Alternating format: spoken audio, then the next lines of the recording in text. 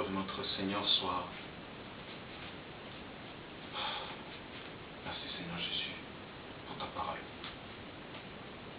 Merci Seigneur parce que le ciel et la terre passeront, mais ta parole ne passera pas.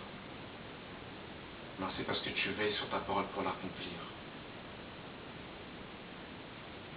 Je remercie Éternel pour cette vidéo sur le remariage.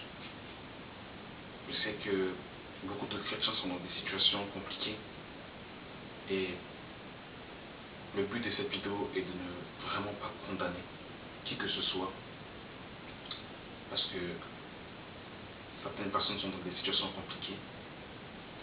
Certains chrétiens n'avaient pas été enseignés sur le mariage et d'autres ont choisi mal leur conjoint. Et véritablement, le but de cette vidéo n'est pas de condamner qui que ce soit, mais nous devons, mes frères et sœurs, de toute manière, quand même, enseigner la vérité. Nous ne devons pas être dans les sentiments. Nous devons dire la parole telle qu'elle est. Il est préférable, mes frères et sœurs, de mourir célibataire que de se remarier et de périr et d'aller en enfer. Il est dommage de préférer l'affection, de préférer la présence humaine que la présence de Dieu. Je sais que ça ne sera pas facile pour certaines personnes qui sont dans cette situation, mais toutefois je prie que le Saint-Esprit vous donne la force de pouvoir, dans un premier temps, accepter la parole de vérité et que par la suite vous puissiez, que le Saint-Esprit vous donne la force de sortir de cette situation. Et pour ceux qui ne sont pas encore mariés, de pouvoir faire le bon choix. Et si Dieu permettra, nous ferons une vidéo sur le choix du conjoint. On avait fait une première vidéo, mais on en refera une avec plus de passages encore pour bien expliquer, pour bien décortiquer par rapport au choix du conjoint. Alors, nous allons prendre des versets dans la Nouvelle Alliance et dans l'Ancienne Alliance pour bien verrouiller, parce que nous savons que sur le remariage, il y a beaucoup de spéculations et beaucoup disent qu'on peut se remarier quand on va voir qu'est-ce que la Bible dit et non pas ce que nous voulons nous-mêmes dire. Nous sommes dans Malachie chapitre 2 à partir du verset 13. Voici encore ce que vous faites. Vous couvrez de larmes l'autel de Dieu, de pleurs et de gémissements, en sorte qu'il n'a plus égard aux offenses et qu'il ne peut rien agréer de vos mains. Et vous dites, pourquoi? Parce que l'Éternel a été témoin entre toi et la femme de ta jeunesse, à laquelle tu es fidèle, bien qu'elle soit la compagne de la femme de ton alliance. Nul n'a fait cela avec un reste de bon sens. Un seul l'a fait, pourquoi? Parce qu'il cherchait la prospérité que Dieu l'avait promis. Prenez donc garde à votre esprit et qu'aucun ne soit infidèle à la femme de sa jeunesse. Car je hais la répudiation, dit l'Éternel, le Dieu d'Israël. Donc ici, on nous dit que Dieu dit clairement en fait qu'il hait la répudiation. Donc, j'aimerais déjà casser un mythe dans le cœur de beaucoup de chrétiens. Quand les chrétiens disent Dieu m'a dit que tu es un sorcier et je dois me séparer de toi. Dieu ne, déjà, c'est Dieu. Quand on rencontre une mauvaise personne, quand on rencontre une personne, c'est dès le départ que Dieu nous dit que cette personne n'est pas de moi. Mais une fois que je m'engage avec quelqu'un, même si j'ai fait le mauvais choix, eh ben c'est trop tard maintenant. Et maintenant il faut prier pour qu'elle se convertisse. Mais Dieu ne va pas te dire oui, c'est par toi, parce que Dieu est contre la répudiation. Dieu est contre la répudiation. Donc avant de choisir une personne, il faut demander au Seigneur et il faut être sûr avant de s'engager dans le mariage avec quelqu'un. Nous sommes dans Matthieu chapitre 5, à partir du verset 31. Il a été dit que celui qui répudie sa femme lui donne une lettre de divorce. Mais moi je vous dis que celui qui répudie sa femme, sauf pour cause d'infidélité, l'expose à devenir adultère. Et que celui qui épouse une femme répudiée commet un adultère. On va aller vraiment, j'aimerais prendre tous les passages nécessaires par rapport au remariage pour que nous puissions voir que un chrétien ne peut pas se remarier.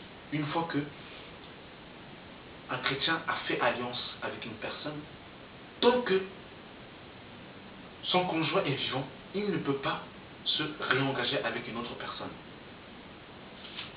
Regardez, on va aller doucement, frères et sœurs. Nous sommes dans Marc. Marc, chapitre 10, à partir du verset 2. Les pharisiens l'abordèrent, et pour l'éprouver, ils lui demandaient s'il est permis à un homme de répudier sa femme.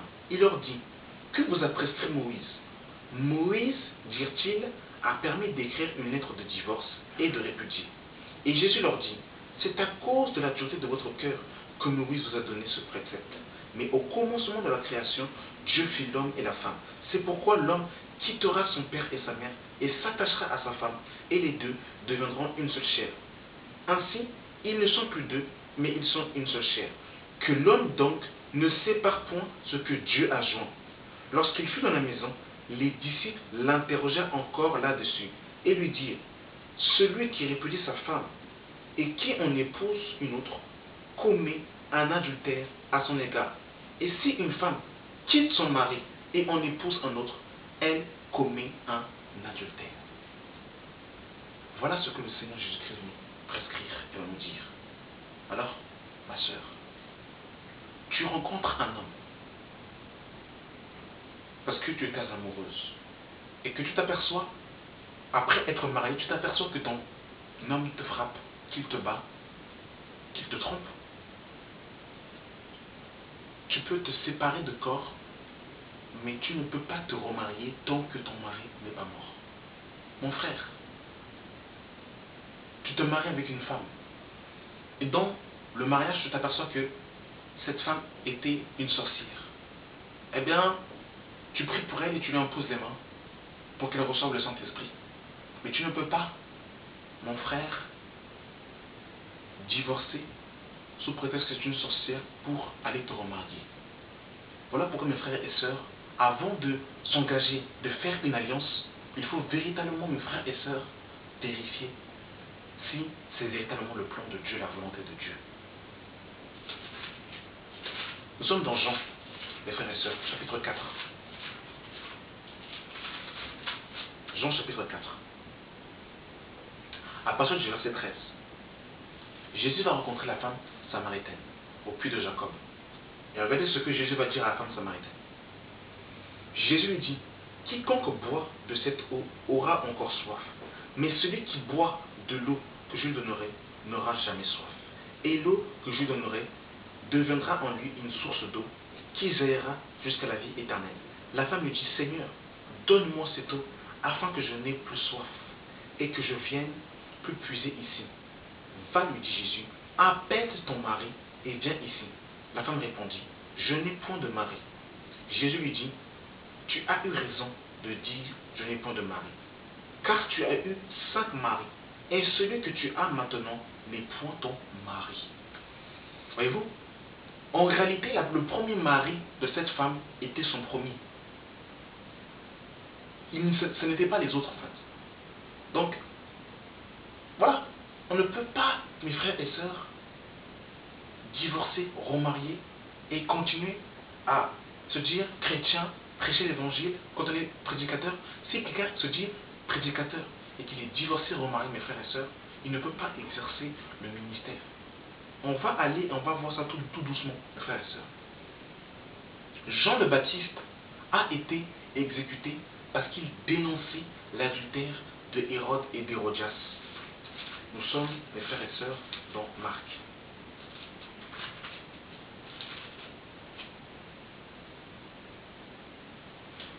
Marc chapitre 6 à partir du verset 17. Car Hérode lui-même avait fait arrêter Jean et l'avait fait lier en prison à cause d'Hérodias, femme de Philippe son frère, parce qu'il avait épousé, et que Jean lui dit, il ne t'est pas permis d'avoir la femme de ton frère. Et c'est à cause de cette dénonciation que Hérodias a mis la pression à Hérode pour faire arrêter le prophète Jean le Baptiste. Parce que Hérode avait pris la femme de son frère et son frère n'était pas encore mort. Donc il était dans l'adultère. C'était de l'adultère. Et c'est à cause de ça que Hérode a été, que Jean le Baptiste a été décapité, parce qu'il a dénoncé publiquement l'adultère d'Hérode et d'Hérodias. Mais vous donc, Dieu n'est pas un Dieu de remariage, mes frères et sœurs. Si le conjoint n'est pas décédé, nous sommes dans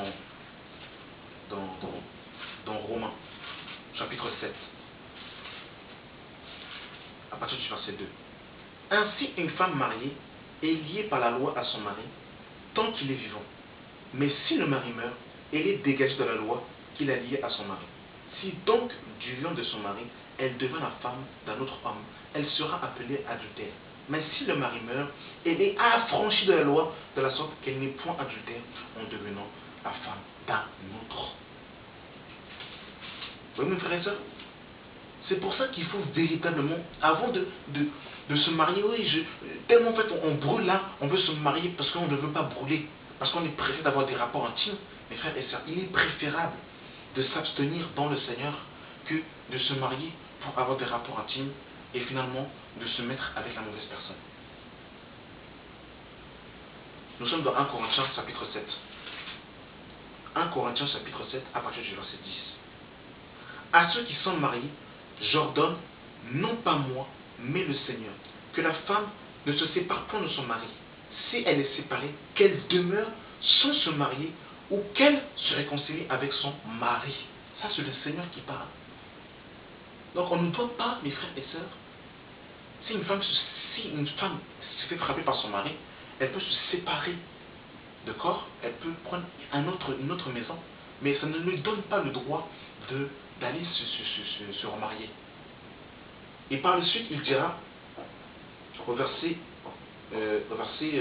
13, il dira, et si une femme a un mari non croyant, et qu'il consent à habiter avec, qu'elle ne le répudie point son mari. Car le mari non croyant est sanctifié par la femme, et la femme non croyante est sanctifiée par le mari. Autrement, vos enfants seraient impurs, tandis que maintenant ils sont saints. Si le non-croyant se sépare, qui se sépare, le frère ou la sœur ne sont pas liés dans ce cas-là. Dieu ne nous a pas appelés à vivre dans la paix. Car que sais-tu, femme, si tu sauveras ton mari, ou que sais-tu, mari, tu sauveras ta femme.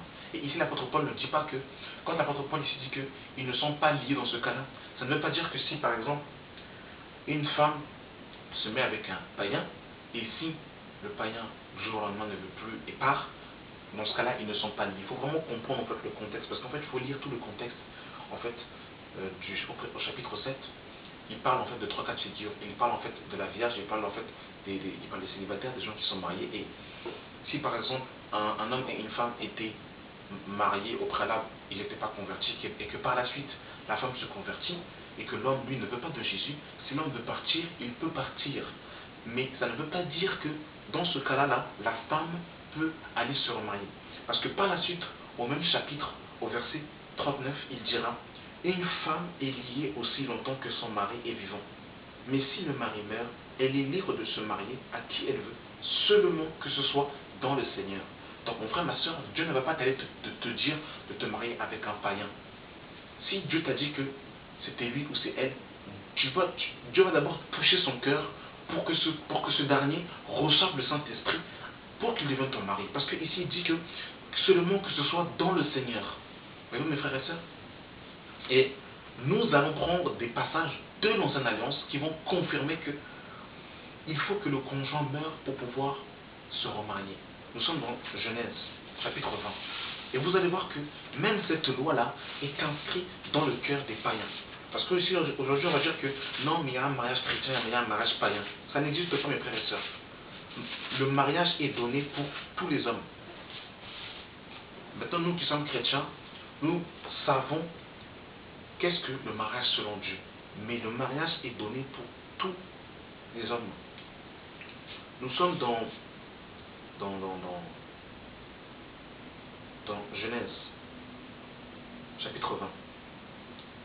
Et nous allons voir, mes frères et sœurs, ici que Abraham va dire à Sarah, je ne vais pas tout lire parce que c'est un peu long, mais je vous conseille de le lire. Et on nous dit que Abraham va dire à Sarah, qui était sa femme et qui était aussi sa sœur, il va dire à Sarah, ne dis pas que je suis ton mari. Parce que si, comme Sarah était belle de figure, Abimelech aurait tué Abraham pour prendre justement Sarah. Nous sommes dans Genèse chapitre 20, à partir du verset 1. Abraham partit de là pour la contrée du Midi. Et il s'établit en Cadès et Shur, et fit un séjour à Guérar. Abraham disait à Sarah, sa femme, c'est ma sœur. Abimelech, roi de Guérar, fit enlever Sarah. Alors Dieu apparut en songe à Abimelech pendant la nuit et lui dit, voici que tu vas mourir à cause de la femme que tu as enlevée, car elle a un mari. Abimelech dit, qui ne s'était point approché d'elle, répondit, Seigneur, ferais-tu périr même une nation juste? Ne m'a-t-il pas dit, c'est ma sœur, et elle-même n'a m'a pas dit, c'est mon frère? J'ai agi avec un cœur pur et avec des mains innocentes. Dieu lui dit en songe, je sais que tu as agi avec un cœur pur. Aussi je t'ai empêché de pécher contre moi. C'est pourquoi tu ne t'es pas permis que tu la tout chasses. Maintenant, rends la femme à cet homme, car il est prophète. Il priera pour toi et tu vivras. Mais si tu ne la rends pas, sache que tu mourras, toi et tout ce qui t'appartient. Abimelech se leva de bon matin. Il appela tous ses serviteurs et leur apporta toutes ces choses. Et ces gens, ayant saisi d'une grande frayeur, Abimelech appela Abraham et dit, qu'est-ce que tu nous as fait? En quoi t'ai-je offensé que tu aies fait venir sur moi et sur tout mon royaume un si grand péché? Tu as commis à mon égard des actes qui ne doivent pas se commettre. Et Abimelech dit à Abraham, quelle intention avais-tu pour agir de la sorte? Abimelech répondit, je me disais qu'il n'y avait sans doute aucune crainte de Dieu dans ce pays, et que l'on me tuerait à cause de ma femme. De plus, il est vrai que elle est ma sœur, fille de mon père, seulement elle n'est pas fille de ma mère, elle est devenue ma femme.